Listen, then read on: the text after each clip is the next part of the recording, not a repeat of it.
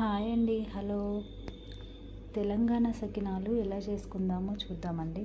సంక్రాంతికి చాలా ఫేమస్ ఇక్కడైతే తెలంగాణలో. నైట్ బియ్యం నానబెట్టుకోవాలి. నేనైతే ఇలా కడిగి నానబెట్టుకున్నాను నైట్ అంతా. చాలా రోజులైందండి నేను వీడియోస్ చేయక, మళ్ళీ స్టార్ట్ చేశాను. నైట్ అంతా ఇలా కలిపి నానబెట్టుకోవాలి. తెలంగాణలో చాలా ఫేమస్ సకినాలు, అందరికీ చాలా ఇష్టం ఇవి.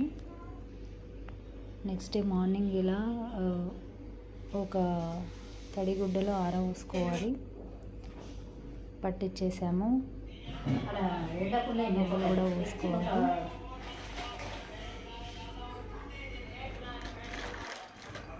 పిండి చాలా మెత్తగా పెట్టుకోవాలి. ఇందులో నువ్వులు, ఓమా, సాల్ట్ వేసుకోవాలి. ఇంకా ఓమ కొంచెం వేసాను నేను. అన్నీ వేసి బాగా కలుపుకోవాలి. సాల్ట్ తగినంత వేసుకోవాలి. ఓమ, నువ్వులైతే నేను తడి చేసి ఆరబెట్టుకున్నాను. అలా అయితే చిట్లవండి, లేకపోతే చిట్లుతాయి. ఇలా కలుపుకొని వాటర్ కొద్ది కొద్దిగా కలుపుకోవాలి.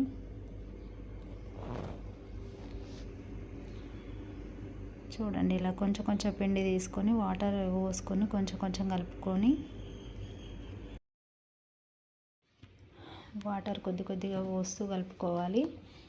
మనకు ఎంత మెత్తగా పిండి ఉంటే అంత మంచిగా వస్తాయండి.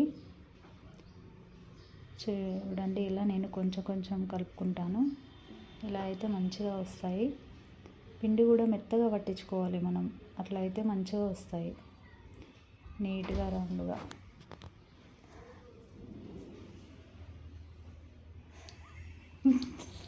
ఎంత మెత్తగా కలిపితే అంత మంచిగా వస్తాయి. వీడియో ఎంతమందికి ఇష్టం అండి సకినాలంటే? దాదాపు అందరికీ ఇష్టం ఉంటుంది. నేనైతే ఇట్లా మెత్తగా కలుపుకున్నాను. ఇలా చూడండి, పోయడానికి ఇలా రావాలి.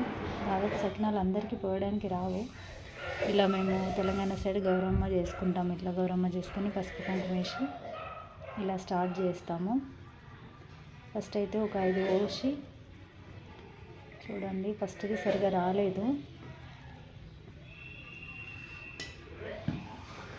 పిండి ఎంత మంచిగా కలుపుకుంటే అంత మంచిగా వస్తుంది. స్టార్ట్ చేసేసాము. సకినాలు అందరికీ పోయడానికి రావు. ఎంతమందికి వస్తాయండి మీకు సకినాలు? ఇది కూడా ఒక టాస్క్ అన్నమాట.